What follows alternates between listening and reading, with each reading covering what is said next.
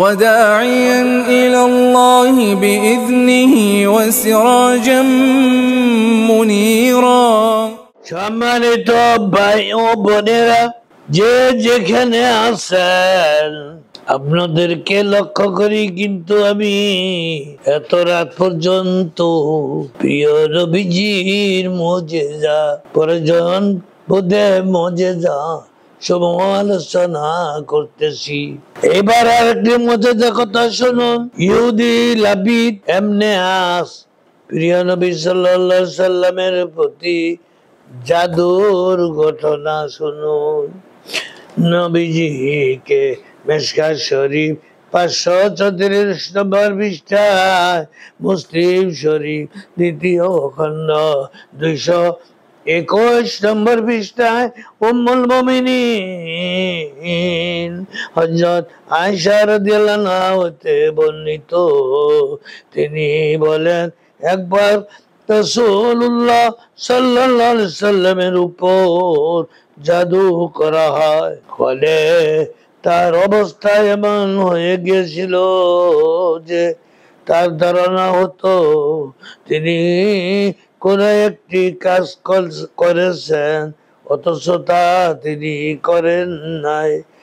এই অবস্থায় তিনি নবীজি আমার নিকট ছিলেন এবং আল্লাহর নিকট বারবার দোয়া করলেন। অতঃপর আমাকে লক্ষ্য করে উম্মুল মুমিনিন হযরত আয়েশা রাদিয়াল্লাহু আনহা বলেন, আমাকে লক্ষ্য করে বললেন, তুমি কি অবগত হয়েছো? আমি যা জানতে চেয়েছিলাম আল্লাহ সুবহানাহু ওয়া তাআলা আমাকে জানাইয়া দিয়েছেন। আল্লাহু আকবার। আমার নিকট মানব আকৃতিতে দুইজন ফেরেশতা আসে।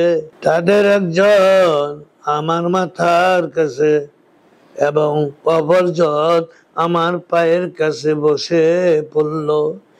এরপর তাদের একজন আপন সাথীকে বলল, এই ব্যক্তির অসুখটা কি?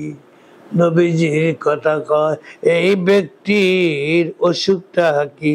বলল, এর উপর জাদু করা হইয়াছে। প্রথম জন ফেরেশতা জিজ্ঞাসা করলো, কে তাকে জাদু করেছে?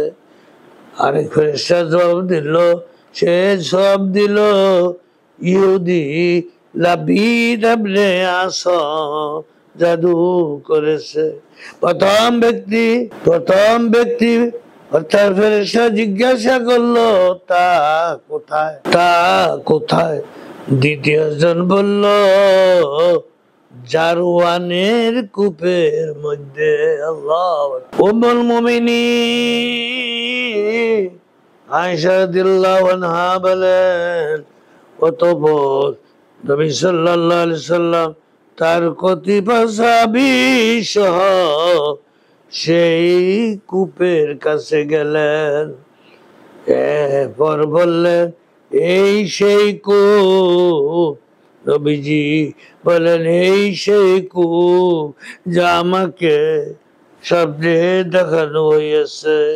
তার পানি মেহেন্দি নিংড়ানো, আর কূপের আশেপাশের খেজুর গাছগুলি মাথা যেন শয়তানের মাথার মতো। অতঃপর তা কূপ হতে বের করে ফেললেন। আল্লাহ। আখিরু দাওয়ানা আনিল হামদুলিল্লাহি রাব্বিল আলামিন।